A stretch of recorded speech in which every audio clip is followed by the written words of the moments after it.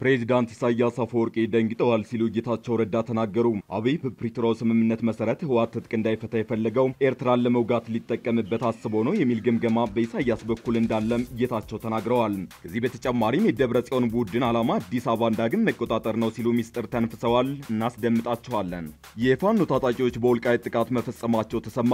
ከሰሞኑ ከኤርትራና ትግራይ ኃይሎች ጋር በጋራ እንደሚሰሩ ይፋ ያደረጉት የፋኖ ኃይሎች በወልቃይት ተኩስ ከፍተው እንደነበር ከስፍራው የወጡ መረጃዎች ጠቁመዋል። ከዚህ ቀደም ወልቃይትን እንደሚያጠቁ ገልጸው የነበሩት ታጣቂዎቹ በዚህ ስፍራ የፈጸሙት ጥቃት የፋኖን ደጋፊዎች ለሁለት ከፍሏል። እንመለስበታለን። በኦሮሚያ ክልል አንድ ገዳም ውስጥ እሳት መነሳቱ ተሰማ። እሳቱ እስካሁን ባለመቆሙ እየተባባሰ ነው ሲሉ የገዳሙ አባቶች ተናግረዋል። በእሳቱ ምክንያት አባቶች በጭስ ታፍነዋልም ተብሏል። እናስደምጣችኋለን። ጤና ይስጥልን ውድ የአንድ አፍታ ቤተሰቦች፣ ሰላምታችን በያላችሁበት የዓለም ዳርቻ ይድረሳችሁ። ከአንድ አፍታ ለአሁኑ መደመጥ አለባቸው ያልናቸውን ዜናዎች ወደ እናንተ የምናደርስበት ሰዓት ላይ ተገኝተናል። አብራችሁን ትቆዩ ዘንድ ግብዣችን ነው።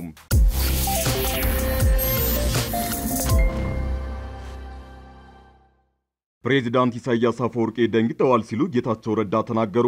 አብይ በፕሪቶሪያው ስምምነት መሰረት ህወሓት ትጥቅ እንዳይፈታ የፈለገው ኤርትራን ለመውጋት ሊጠቀምበት አስቦ ነው የሚል ግምገማ በኢሳያስ በኩል እንዳለም ጌታቸው ተናግረዋል። ከዚህ በተጨማሪም የደብረጽዮን ቡድን ዓላማ አዲስ አበባን ዳግም መቆጣጠር ነው ሲሉ ሚስጥር ተንፍሰዋል። በደብረጽዮን ገብረ ሚካኤል የሚመራው የህወሓት ክንፍ አዲስ አበባን ተቆጣጥሮ እንደ ቀድሞ በበላይነት ለመምራት እየተንቀሳቀሰ መሆኑን ጌታቸው ረዳ ተናግረዋል። ወደ አሜሪካ ማቅናታቸው የተነገረላቸው ጌታቸው ረዳ ቢርድ አፍሪካ የተሰኘው ዜና ተቋም አዲስ በሰጡት ቃለ መጠይቅ ተጨማሪ የፓርቲው ህወሓትን ሚስጥሮች አውጥተዋል።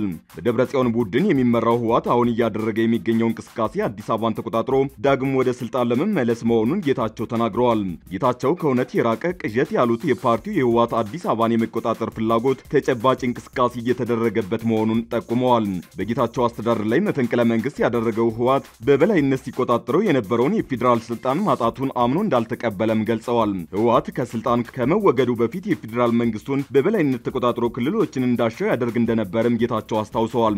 በርካታ ጥፋቶችን በአደባባይ በማመን በፓርቲያቸው ላይ ሰይፍ የመዘዙት ጌታቸው ህወሓት ከአዲስ አበባ ስልጣን የነበረውን የበላይነት ማጣት አልተቀበለም ብለዋል። ጌታቸው በቃለ መጠይቁ በአንድ በኩል ህወሓት ዳግም አዲስ አበባን ተቆጣጥሮ መቀጠል ይፈልጋል ቢሉም ትግራይን የመገንጠል እንቅስቃሴ እንደቀጠለ መሆኑን ይገልጻሉ። እንደ ጌታቸው ገለጻ ነገሮች አሁን ባሉበት ሁኔታ የሚቀጥሉ ከሆነ የትግራይ የመገንጠል እንቅስቃሴ መቀልበስ የለበትም ብለዋል። ጌታቸው የመገንጠል ጥያቄ ይደግፉ እንደሆነ ለቀረበላቸው ጥያቄ በሰጡት ምላሽ መገፋት ከመጣ መገንጠልን ሊቀር የማይችል አማራጭ ነው በማለት እንደሚደግፉ በይፋ ተናግረዋል። ምንም እንኳን ጌታቸው የትግራይን ሀገር የመሆን እንቅስቃሴ እንደሚደግፉ ቢገልጹ ስለተፈለገ ብቻ ይሳካል ማለት እንዳልሆነ ጠቁመዋል። ነገሮችን የምመለከተው በተጨባጭ ሁኔታዎች ላይ ተመስርቼ ነው የሚሉት ጌታቸው ከመቀሌ ያባረረኝ ያሉት ህወሓት ተፈናቃዮችን ወደ ቦታቸው ለመመለስ እየሰራ አይደለም ብለዋል። ይህ ካልሆነ ደግሞ መፈንቅለ መንግስት ፈጽሞብኛል የሚሉት የፓርቲያቸው ዋና ክንፍ ፍላጎት የትግራይን ጥቅም ማስከበር ሳይሆን ስልጣን ነው ሲሉ ክስ አሰምተዋል። ጌታቸው አዲስ በሰጡት ቃለ መጠይቅ የተጠየቁትና መልስ የሰጡት ጉዳይ ኤርትራን በተመለከተ ነው። ተቀናቃኞች ከኤርትራ ጋር ተባብረዋል በማለት ከሰሃል፣ ምን ማስረጃ አለህ ተብለው የተጠየቁት ጌታቸው ኤርትራ እያዋጋችን ነው ሲሉ መልሰዋል። ሁኔታውን ሲያስረዱም በመጀመሪያ የነበርኩኝ ከኤርትራ ጋር ድርድር የጀመርኩት በጊዜያዊ አስተዳደሩ በኩል ሲሉ የነገሩን አመጣጥ አስረድተዋል። ነገር ግን ግንኙነቱን የጀመሩት ኤርትራን ለማስደሰት ሳይሆን ትግራይን የቀጠናዊ ጦርነት አውድማ እንዳትሆን ጥረት ለማድረግ እንደነበርም ጠቁመዋል። የኤርትራው ፕሬዝዳንት ኢሳያስ አፈወርቂ ጠቅላይ ሚኒስትር አብይ አህመድ ቀይ ባህር ላይ ያነሱትን ጥያቄ አስደንግጧቸዋል ሲሉ ጌታቸው ጉዳዩን ሰፋ አድርገው ያነሳሉ። አብይ በፕሪቶሪያው ስምምነት መሰረት ህወሓት ትጥቅ እንዳይፈታ የፈለገው ኤርትራን ለመውጋት ሊጠቀምበት አስቦ ነው የሚል ግምገማ በኢሳያስ በኩል እንዳለ ጌታቸው ተናግረዋል። ጌታቸው ምንም እንኳን የጉዳዩን አውድ ለማስረዳት ቢሞክሩም በደብረጽዮን ቡድንና በኤርትራ ግንኙነት ላይ ለተነሳላቸው የማስረጃ ጥያቄ ምላሽ አልሰጡም። ጌታቸው የሚያቀርቡትን ክስ የደብረጽዮን ቡድን በተደጋጋሚ ውድቅ ማድረጉ የሚታወስ ቢሆንም ጉዳዩ አሁንም አወዛጋቢ ሆኖ ቀጥሏል። የፋኖ ታጣቂዎች በወልቃይት ጥቃት መፈጸማቸው ተሰማ። ከሰሞኑ ከኤርትራና ትግራይ ኃይሎች ጋር በጋራ እንደሚሰሩ ይፋ ያደረጉት የፋኖ ኃይሎች በወልቃይት ተኩስ ከፍተው እንደነበር ከስፍራው የወጡ መረጃዎች ጠቁመዋል። ከዚህ ቀደም ወልቃይትን እንደሚያጠቁ ገልጸው የነበሩት ታጣቂዎቹ በዚህ ስፍራ የፈጸሙት ጥቃት የፋኖን ደጋፊዎች ለሁለት ከፍሏል። የፋኖ ኃይሎች ጫካ ከገቡባቸው ምክንያቶች መሃል አንዱ እንደ ወልቃይት ያሉ የይገባኛል ጥያቄ የሚነሳባቸው አካባቢዎች የአማራ ናቸው በሚል እንደሆነ ይናገራሉ። የሰሜኑን ጦርነት ተከትሎ ታዲያ ጥያቄ የሚነሳ የተነሳበት የወልቃይት ስፍራ ወደ አማራ ክልል ተመልሷል። ወልቃይት በአሁኑ ወቅት ወደ አማራ ኃይሎች ተመልሶ በነ ኮሎኔል ደመቀ ዘውዱ ስር እየተተዳደረ ቢሆንም ከህወሓት ጋር እንደሚሰሩ በይፋ ያሳወቁት የፋኖ ኃይሎች ግን በዚህ ቦታ ከሰሞኑ ጥቃት መክፈታቸው እያነጋገረ ነው።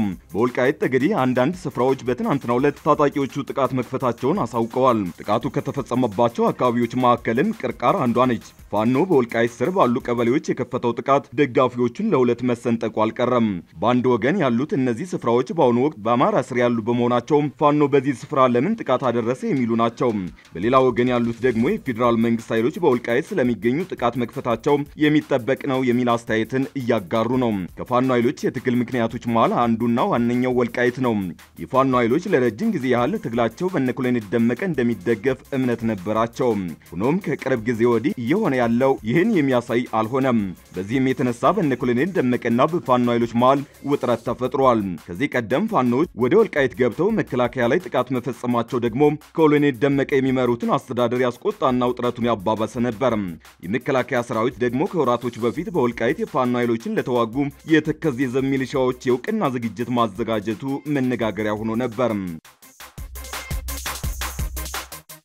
በኦሮሚያ ክልል አንድ ገዳም ውስጥ እሳት መነሳቱ ተሰማ። እሳቱ እስካሁን ባለመቆሙ እየተባባሰ ነው ሲሉ የገዳሙ አባቶች ተናግረዋል። በእሳቱ ምክንያት አባቶች በጭስ ታፍነዋልም ተብሏል። ከቢሸፍቱ ከተማ በስተሰሜን በኩል በ13 ኪሎ ሜትር ርቀት ላይ በሚገኘው ኤረረ ቅድስት ልደታ ወባታ ወብርሃን ሰላም መድኃኔዓለም አንድነት ገዳም ትናንት ከቀኑ 7 ሰዓት ላይ የተነሳው የእሳት ቃጠሎ እስካሁን አልጠፋም ተብሏል። የገዳሙ ምክትል አስተዳዳሪ አባ ገብረ ማርያም ሲሳይ ለማህበረ ቅዱሳን ቴሌቪዥን ጣቢያ በሰጡት ቃል ድንገተኛ የእሳት ቃጠሎ አደጋ ትናንት ከሰዓት በኋላ ከ7 ሰዓት ጀምሮ ነው የተከሰተው ብለዋል። ቃጠሎ መነሻ እስካሁን እንዳልታወቀ እሳቱ እስካሁን ባለመቆሙ እየተባባሰ እንደሚገኝም ጠቁመዋል። አደጋው በደቡብና ምስራቅ አዋሳኝ ቦታዎች ላይ ባለው የቅዱስ ባለወልድ ቤተክርስቲያን የጨፌ ሳር ነዶ ወደ አጸድ እየተጠጋ እንደሚገኝና የእሳቱ ጭስ የኤረር ተራሮችን እንደሸፈነው አስረድተዋል። የአብይን ጾም አስመልክተው በዓታቸውን ዘግተው በሱባኤ ላይ የሚገኙ አባቶች በጭስ ምክንያት መታፈናቸውን እንዲሁም በተራራው ውስጥ የሚኖሩ የዱር እንስሳት አደጋ ላይ መሆናቸውን አስታውቀዋል። እሳቱ በሰው ህይወትና በንብረት ላይ የከፋ ጉዳት ሳያስከትል ሙሉ በሙሉ እንዲቆም ለቢሸፍቱ ወረዳ ቤተ ክህነትና ለከተማ አስተዳደር ማሳወቃቸውን የገለጹ ሲሆን የሚመለከታቸው አካላት ሚናቸውን እንዲወጡ ጥሪያቸውን አስተላልፈዋል። ከ3-4 ዓመታት በፊት ተመሳሳይ የእሳት ቃጠሎ አደጋ በገዳሙ መከሰቱንም አስታውሰዋል። ሞቃዲሾን ከበባ ውስጥ ያስገባው አልሸባብ ከየመኑ ሁቲ ጋር ግንኙነት አለው ተባለ። የሶማሊያው አልሸባብ ከአደገኛው እስላማዊ ታጣቂ ኃይል የየመኑ ሁቲ ጋር ግንኙነት እንዳለው አሜሪካ አስታውቃለች። አልሸባብ ከየመኑ ሁቲ ጋር ግንኙነት እንዳለው ለመጀመሪያ ጊዜ የተናገሩት የአሜሪካ ጦር የአፍሪካ ኮማንድ አዛዥ ጀነራል ማይክል ላንግሌይ ናቸው። ጀነራሉ አልሸባብ ከየመኑ የሁቲ አማጽያን ጋር ቀጥተኛ ግንኙነት እንዳለው ለአሜሪካ ውጭ ጉዳይ ሚኒስትር ባቀረቡት ማብራሪያ ማረጋገጣቸው ታውቋል። አሜሪካ ከቀንደኛው ባላንጣዋ ሁቲ ጋር ቀጥተኛ ግንኙነት ጀምሯል ባለችው በአልሸባብ ላይ የጀመረችውን የማጥቃት ዘመቻ እንደምታጠናክር ገልጻለች። ጀነራል ላንግሌይ በጉዳዩ ላይ በሰጡት ማብራሪያ ፕሬዚዳንት ዶናልድ ትራምፕ በአልሸባብ ላይ ጠንከር ያለ ተከታታይ እርምጃ እንዲወስዱ ፈቅደዋል ብለዋል።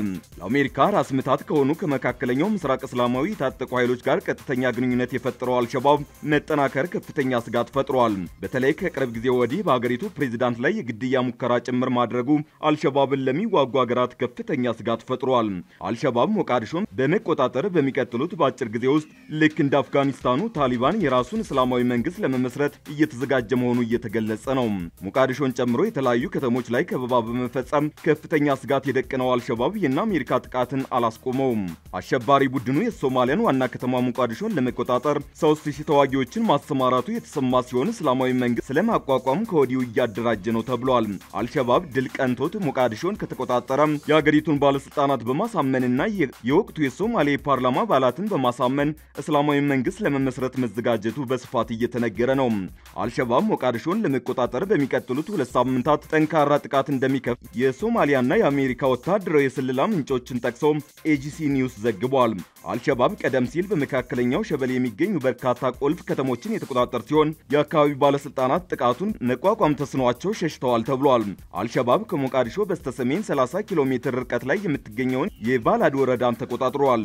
የአሁኑ የሶማሊያ መንግስት እጅ እንዲሰጥ ማስገደድ የትግል ስልት እየተጠቀመ ነው የተባለለት አልሸባብ የመካከለኛው ምስራቅ እስላማዊ ቡድንን እየተጠቀመ ነው ተብሏል። ቡድኑ ከሌሎች እስላማዊ ታጣቂ ኃይሎች ጋር ቀጥተኛ ድጋፍ እያገኘ ሲሆን በተለይም ከአልቃይዳ በኩል ሰፊ ድጋፍ እያገኘ ነው ተብሏል።